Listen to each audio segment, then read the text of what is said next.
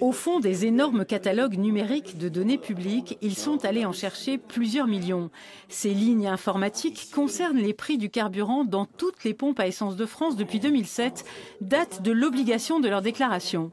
L'Observatoire social de Corse rassemble 7 à 8 mordus de ces open data, certains syndicalistes bien décidés à faire sortir des statistiques alternatives pour alimenter le débat. Tout le monde ne pourra pas passer des heures et des heures et n'a pas les connaissances des logiciels, Excel et Access en particulier, pour travailler les données et les présenter de manière pédagogique. L'idée est de les rendre accessibles à tous. Et voilà, en jaune pour la Corse, en vert pour le continent, l'écart des prix moyens s'inscrit donc dans le temps.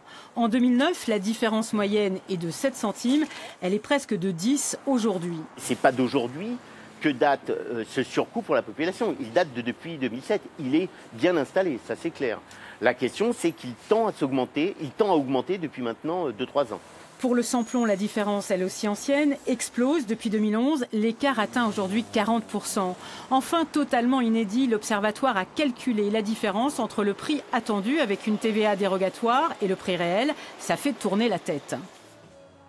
Nous avons évalué le surcoût en partant du prix hors taxe du carburant et en calculant les prix qu'il devrait être en Corse. Et on a abouti, par exemple, pour 2016, sur la base de la consommation 2016, à un surcoût de 45 millions pour la population. 45 millions d'euros, jamais la ponction annuelle sur le pouvoir d'achat des ménages n'avait ainsi été évaluée. C'est l'équivalent du budget de fonctionnement de la ville de Bastia, note l'Observatoire social de Corse. L'étude est en ligne depuis ce soir, en attente de critiques, d'analyses, de débats.